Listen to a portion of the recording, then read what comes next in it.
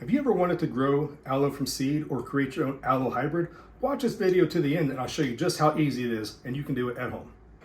All right, so first things first, if making an aloe hybrid, you'll obviously need two separate aloe plants, okay, different varieties, and they both need to be blooming at the same time. So if you look at this flower here, I can kind of show you something unique about the aloe flower. You see right here, now these are the anthers full of pollen, right? A little bit of pollen off the fingernail there. So what happens is the pollen will actually descend first before the female stigma is even available. So these flowers are not able to self-pollinate. So technically every flower has to be pollinated by another flower, okay, which would in nature be done by bees or something like that. But then after the anthers kind of fall off and wither away, see right here on this flower, that's the female receptive part, where the pollen is going to be attached from a butterfly or a bee or a moth or whatever it may be that particularly pollinates these in nature. Okay, so what you need to do is grab a flower from another one, which I've already just taken this off of another variety right here, just pulled it off of this aloe. Now it is full of pollen. So what I do now is just come back over here, and I've already pollinated this once, but this is just a demonstration. And then we're just gonna go ahead and cover that stigma up with some pollen. And same thing right here. Get that nice and covered.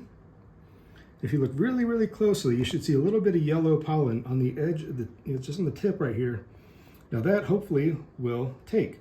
So I've tried this several times, and these aloes are not always going to be 100% successful, so do it more times than you actually think you'll need in order to actually achieve pollination. So you can do vice versa. This can pollinate this back and forth, or this is just an experiment. So let me take you over here and show you one of the success stories, and kind of show you what to look for to tell if your actual pollination was successful or not. Okay, so I've tried this several different ways pollinating. So what I've done is I've taken the pollen from this aloe here and actually crossed it onto this aloe species here. Now I know this over here is probably some hybrid, but I believe this is actually a species aloe, which I don't remember the name of just right offhand. And here's an old flower stalk, so these things will just fall off. But look right here, guys. See that seed pod forming right there?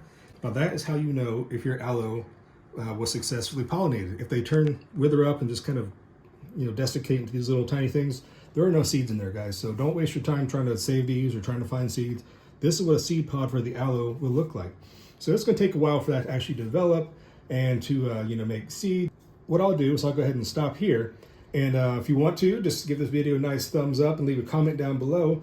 And I will make a follow-up video once the seed pod is ready to harvest. I'll show you how to harvest the seeds, how to plant the seeds, and show you some updates on how the little seedlings are developing, and see if we can kind of see what features may or may not be prevalent through the hybridizing of these two plants. So hopefully you like this little short, quick video on how to create your own aloe hybrids, and check back later for more updates. Thanks for watching, guys. Bye-bye.